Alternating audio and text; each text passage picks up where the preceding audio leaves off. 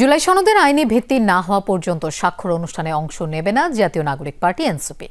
সকালে সংবাদ সম্মেলনে এই সিদ্ধান্ত জানান দলটির আহ্বায়ক নাহিদ ইসলাম। রাজনৈতিক দলকে জুলাই ঘোষণাপত্রের বিষয়বস্তু দেখানো হয়নি দাবি করে এ নিয়ে প্রতারণার অভিযোগ করেন তিনি। বলেন, ঐক্যমত্য হওয়া ৮৪টি বিষয় গণভোটের আওতায় আনতে হবে। ফেব্রুয়ারিতেই নির্বাচনের বিষয়ে দলীয় অবস্থান তুলে ধরে চলতি মাসে প্রার্থী তালিকা প্রকাশের ঘোষণা দেন নাহিদ ইসলাম। তবে এনসিপির প্রতীক ইস্যুতে ইসির সমালোচনা করেন তিনি। ডেন্টিস্টের পরামর্শ নাও নতুন কোলগেট অ্যাক্টিভ সল্ট।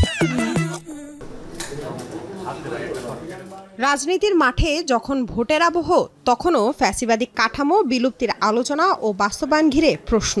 জুলাই সনদ স্বাক্ষরের দিনক্ষণ ঠিক হলেও শেষ মুহূর্তে বেঁকে বসেছে জাতীয় নাগরিক পার্টি এনসিপি। বাংলাদেশ বিনির্মাণের জন্য সংস্কারের কার্যক্রমগুলোকে দৃশ্যমান পর্যায়ে পর্যন্ত উন্নীত করা।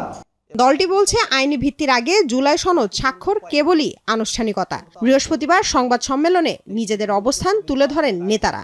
আমরা মনে করি, অস্পষ্টতা রেখে, জাতিকে অন্ধকারে রেখে কোনো ঐক্যবদ্ধ প্রক্রিয়া সফলতার মুখ দেখতে পারে না। জুলাই সনদের বাস্তবায়ন প্রক্রিয়া পরিষ্কার না করে সনদে স্বাক্ষর জনগণের সাথে ছলচাতুরির মতো বলে মন্তব্য করেন দলের আহ্বায়ক। সাফ জানিয়ে দেন, আইনি ভিত্তি ছাড়া কোনো নাটকীয়তায় অংশ নেবে না এনসিপি। জনগণের সামনে এই বিষয়গুলো স্পষ্ট না করে জুলাই সনদ স্বাক্ষরের এই আয়োজন করাটা একটা ছলচাতুরির মতো মনে হবে। ফলে আমরা জনগণকে কোনো অন্ধকারে রাখতে চাই না।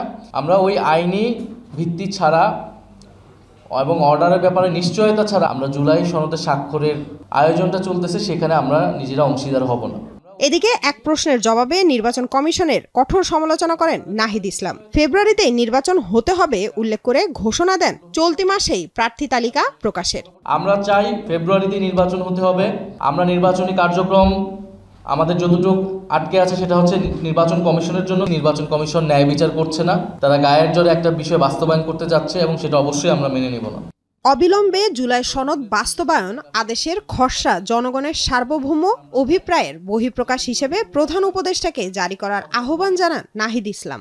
জুলাই সনদ বাস্তবায়ন আদেশ জনগণের সার্বভৌম অভিপ্রায় অনুসারে প্রধান উপদেষ্টা ডক্টর মোহাম্মদ ইউনূস জারি করবে। লামিয়া তিথি, যমুনা নিউজ, ঢাকা।